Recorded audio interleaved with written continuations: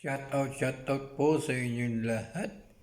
Ayan mga guys na grabe. Kaninang ngayong araw ng March 28, sobrang napakaganda ng araw ngayon. Sapagkat ngayong 28 po ay birthday ni Tatay Digong, ni former President Rodrigo Roa Duterte. At kanina nga yan, kahit saang lugar sa Pilipinas ay talagang pinagdiriwang nila yung kaarawan ni Tatay Digong, ni dating President Rodrigo Roa Duterte. Lalong-lalo na nga sa Davao ay kung mapapansin ninyo ay napakadaming sumali, napakadaming pumunta upang ipagdiwang yung kaarawan ng 18th birthday ni Tatay Digong, ni dating President Rodrigo Roa Duterte. Kaya happy birthday po kay Tatay Digong. Yan siyempre sa ating dating President Rodrigo Roa Duterte na ating tinaguri ang tatay ng mga Pilipino, tatay ng sambayanan Pilipino sa buong Pilipinas. Yan. Kaya nagpapasalamat tayo sa Panginoon. Siyempre patuloy siyang nagiging malakas yan. Kung hindi po dahil sa atin, sa mga taga-supporter niya, mga DDS supporter, ay hindi siya mananatiling malakas. Siyempre, tayong mga Pilipino, tayong mga sumusuporta ang nagbibigay ng kalakasan para sa kanya sa pamamagitan ng ating mga dasal. Sapagkat sa pamamagitan ng ating dasal ay mananatiling malakas si Tatay Digong, mananatiling matatag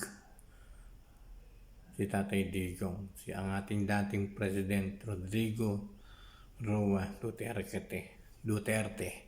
Kaya maraming salamat kay Tatay Digong sapagkat napakarami niyang ginawa nung siya ay isang presidente, na hanggang ngayon na kahit na hindi na siya presidente ay patuloy siyang gumagawa, patuloy siyang nagiging patnubay ng ating mga anak, ng ating mga kapwa, sapagkat alam natin si Tatay Digong ay isang amang nagmamahal sa kanyang mga anak at siyempre nagmamahal din sa ating lahat. Kaya patuloy po nating suportahan si Tatay Digong. Siyempre yung vote straight PDP laban. Iboto po natin yung mga guys sa darating na Mayo 2025. Vote straight po natin yung PDP laban kasi sa pamamagitan nila mga guys, sa pamamagitan nila ay pag nanalo ang vote straight PDP laban ay patuloy na matutulungan ang lahat ng mga Pilipino, patuloy na magiging maganda ang ating buong Pilipinas, ang mga kabataan, ang mga anak natin, ang mga anak ninyo ay magkakaroon ng pag-asa upang malayo sa mga masasamang gawain, mga masasamang bisyo. Kaya patuloy po natin suportahan yan si Tatay Digong, yung kanyang anak si Vice President Sara Duterte. Yan, at siyempre yung vote straight PDP Laban. Yan, patuloy po natin silang suportahan.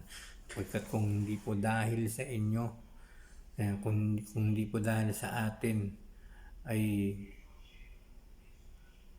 hindi mananatiling malakas si Tatay Digong.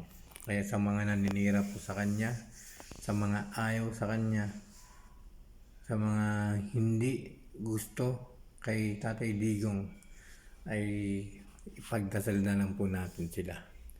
Pagdasal na lang po natin po sila na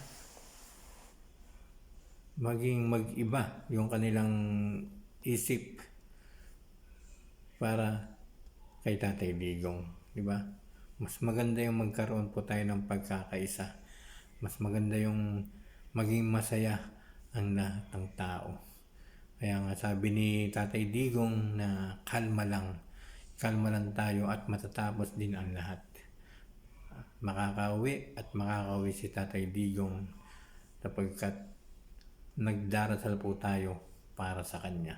Kaya muli, Tatay Digong, sa ating dating President Rodrigo Roa Duterte, happy birthday po sa ating nag-iisang tatay ng sambayanan, nag-iisang tatay na nasa ating mga puso, ang pangalang Tatay Digong, dating President Rodrigo Roa Duterte, na ngayon ay iniisip pa rin natin at nasa puso pa rin natin at nasa isip natin na si